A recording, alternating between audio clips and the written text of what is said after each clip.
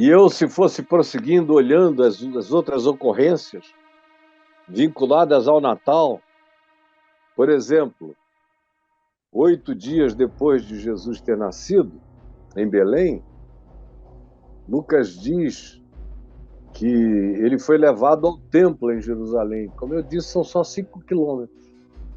Foi levado ao templo para ser circuncidado, conforme a lei de Moisés. E ele chega lá, é circuncidado, e profecias começam a acontecer. E uma das mais importantes é a de Simeão, um velho profeta, que quando viu Jesus o tomou nas mãos e o ergueu aos céus e disse: Senhor, leve em paz o teu servo, que já estava velho. Despede em paz o teu servo. Eu posso morrer, porque os meus olhos já viram a tua salvação. E voltou-se para Maria, ele disse: olha, mulher, esse teu filho vai ser objeto de contradição na história humana. Ele veio e ele será para levantamento de muitos e para destruição de outros tantos, porque ele será interpretado de maneira contraditória o tempo todo. Ele chega e não traz paz, ele traz contradição, ele produz divisão. Quem era frequentemente alguém que não entendia nada vai entender tudo. E quem achava que entendia tudo vai ficar cego para todas as coisas.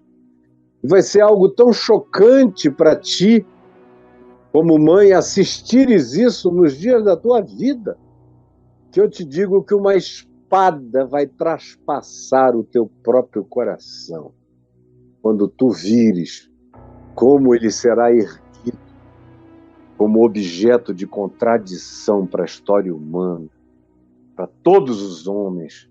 Olhar para ele não será olhar para o óbvio, será olhar para a perspectiva de juízo, porque ele traz à luz os pensamentos ocultos de muitos corações. Aquilo que se passava por moral, por ético, por religioso, por santarrão, por isso que aquilo vai se manifestar perverso, implicante, homicida, persecutório, fanático, com raiva dele, com inveja dele, que não vai ser nada como esses outros são e será tudo para além do que se pode conceber. Por outro lado, meretrizes, prostitutas, pecadores, gente abandonada, outcasts de todos os tipos, párias, de todos os modos, os seres marginais, todos esses se sentirão atraídos de todos os lugares, do mundo inteiro, e convergirão, perceberão quem ele é.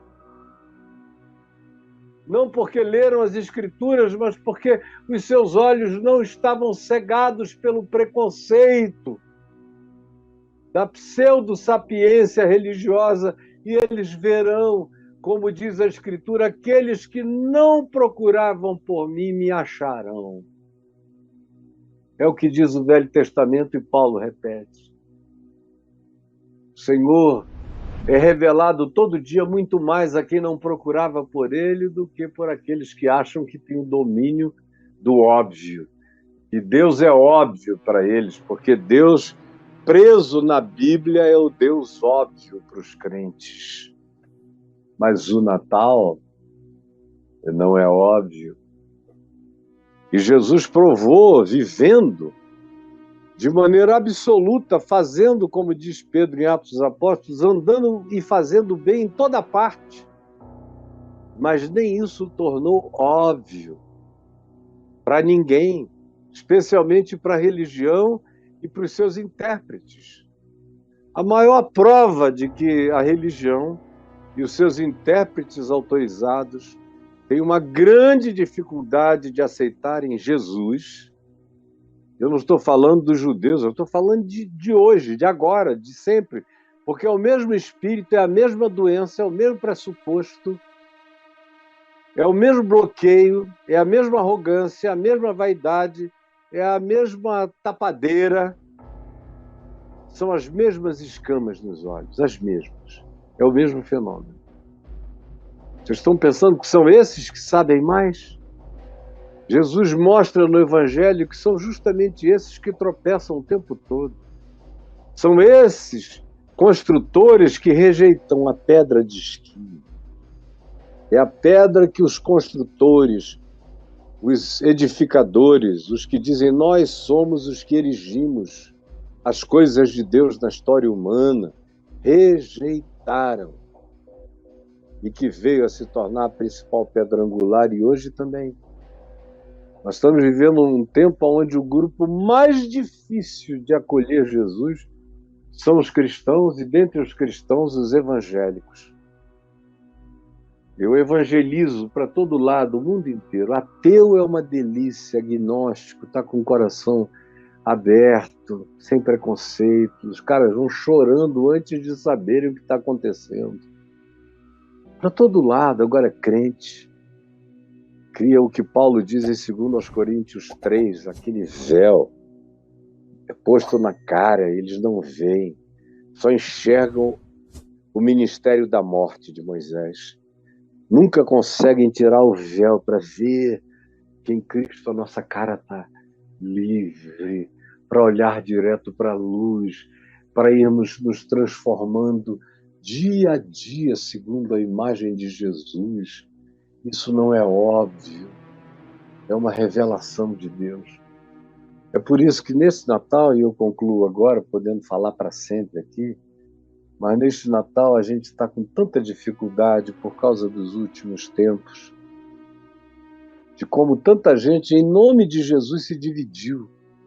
Tinha um Jesus de armas, um Jesus Rambo, um Jesus de guerra, de um lado, um Jesus matador, um Jesus assassino, um Jesus cesarino, um Jesus imperador, um Jesus dominador, um Jesus que manda os crentes separarem o joio do trigo, um Jesus que contradiz Jesus, um Jesus que não é o príncipe da paz, é o Senhor das espadas, é o Senhor das armas, é um Jesus que ensina você a gostar dos que aderem à sua ideologia e a odiar os que pensam diferente, a querer eliminá-los da terra, se possível. É um Jesus que quer governar sobre todos, como um governador dos povos, como um rei dos povos, quando ele próprio disse: o meu reino não é deste mundo. E disse aos discípulos: não entrem numa de quererem ser poderosos como os governadores dos povos, porque entre vós não é assim. Se vocês quiserem ser meus discípulos, não é assim. E de outro lado, um pessoal que queria servir a Jesus, que sabia que ficar daquele outro lado estava errado, que o evangelho não é assim, mas que na própria expressão de quem eram, ou de que pensavam, do que falaram, do que manifestaram, às vezes nem sempre fomos sábios, nem sempre falamos na hora certa, nem sempre silenciamos, nem sempre temos a sensatez necessária. Às vezes, com amor, você acaba dizendo, no entanto, o que não deveria ter dito para aquela pessoa naquela hora, onde a melhor palavra era palavra nenhuma.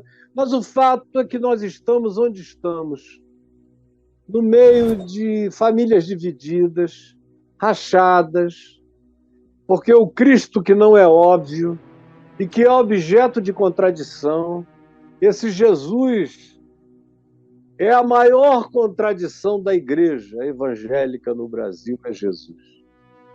É o maior choque, é Jesus. Jesus é o maior pomo de questão de discussão no Brasil. A melhor ajuda que a democracia pode ter vem dos cristãos que entenderam que o reino de Deus não é uma teocracia humana na Terra, que a melhor possibilidade de se viver o reino de Deus nessa terra e nesse mundo caído é através da relatividade dos poderes em alternâncias, e que o reino de Deus é algo que se planta no coração e que só se manifesta quando o indivíduo de fato nasce de novo e ganha consciência das pautas de Cristo para a gente viver, reproduzir, encarnar e manifestar na Terra. É assim que tem que ser. Mas tem gente que bota os pés pelas mãos, ou fica seduzida por promessas variadas. Tem muita gente que gostaria que o Brasil virasse todo evangélico para que a gente instituísse uma teocracia, de modo que o melhor amigo da democracia são os cristãos que entenderam o que é o reino de Deus, e os piores inimigos da democracia são os cristãos que não entenderam e que querem estabelecer uma teocracia cristã evangélica no Brasil, e a gente virasse um Irã dos crentes, aqui, com os nossos ayatolás e os nossos presidentes subservientes.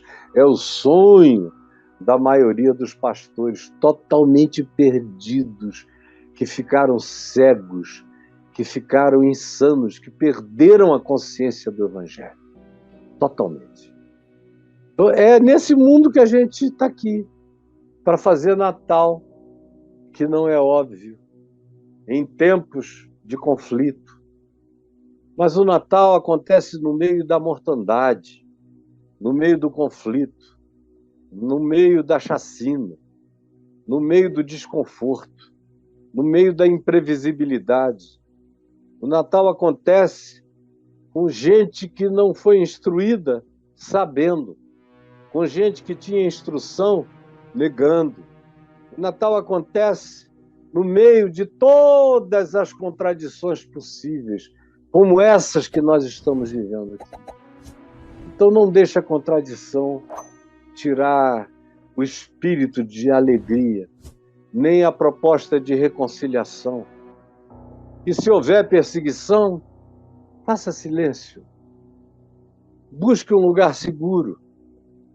Se não houver, se congratule com todos os que se congratularem com você.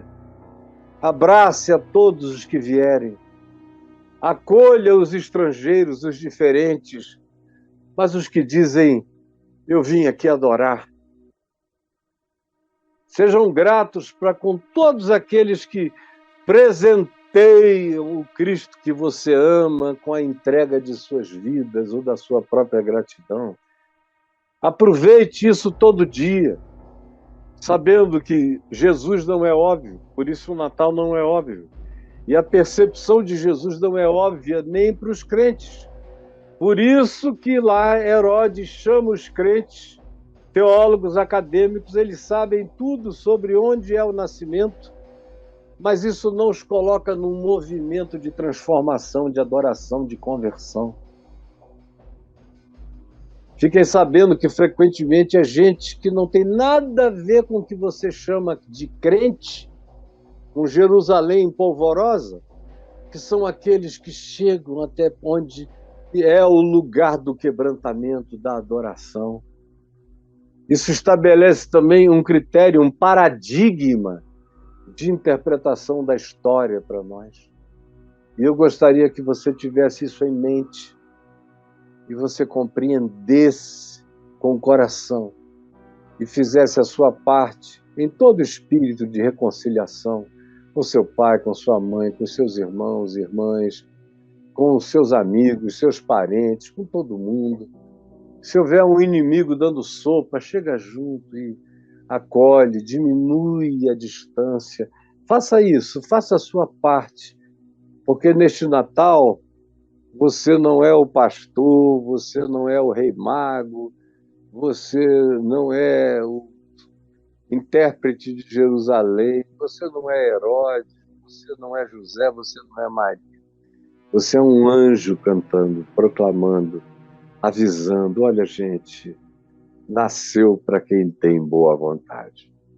Se tiver boa vontade, esse ser é do bem, a quem Deus quer bem. Se não tiver boa vontade, não vai enxergar o óbvio jamais. O óbvio é percebido por pessoas de boa vontade. Jesus, que nesse Natal, que é uma data de parada para nós, não por causa da data, mas por causa do que ela veio a ser evocada como memória. E a memória é maravilhosa e tem que ser repetida todos os dias, porque é nela que nós nos natalinizamos, nascemos de novo e continuamos em processo natalício de transformação da nossa vida em Ti, no Evangelho de Cristo. Que essa compreensão venha, que ela chegue, que ninguém a mate e que ela se desenvolva no coração de milhares, inclusive daqueles que ainda estão zangados e com ódio e tomados por um espírito de antagonismo. É o que eu te peço que milagrosamente aconteça. E peço, orando a você, meu irmão, você pegue o programa de hoje e mande para os seus amigos como presente de Natal. Que Deus nos abençoe em nome de Jesus. Amém e amém.